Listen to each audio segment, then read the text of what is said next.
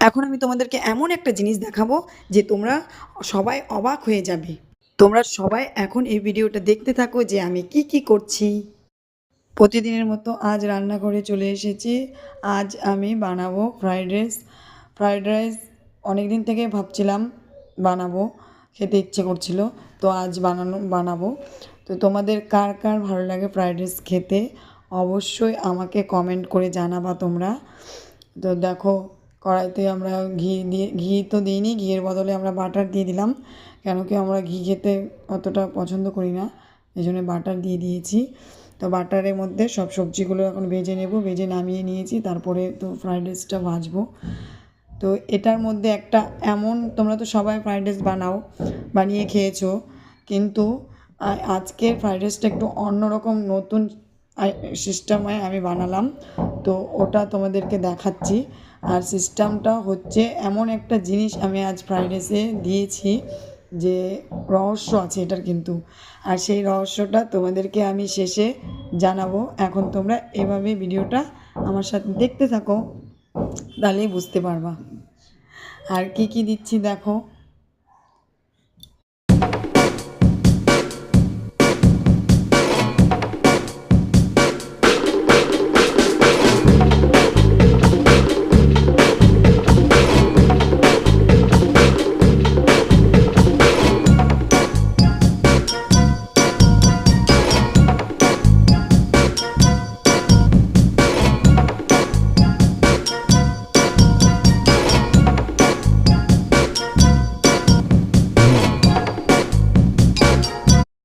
তো আমাদের fried rice তো রেডি হয়ে গেছে।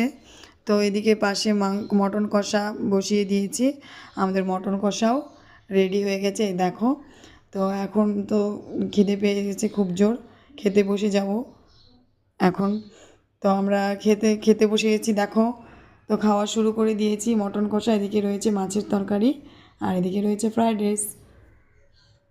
তোমাদের কার কার আমার ভিডিওটা ভালো লেগেছে অবশ্যই আমাকে লাইক কমেন্ট করে জানাবা, আর সাবস্ক্রাইব করতে কিন্তু একদম ভুলো না বন্ধুরা। এভাবেই সবাই আমার পাশে থেকো। ভিডিওটা তো শেষের দিকে চলে এসেছে, এই জন্য তোমাদেরকে আমি রহস্যময় কথাটা জানাতে পারিনি, নেক্সট ভিডিওতে অবশ্যই জানাবো। তোমরা দেখতে থাকো।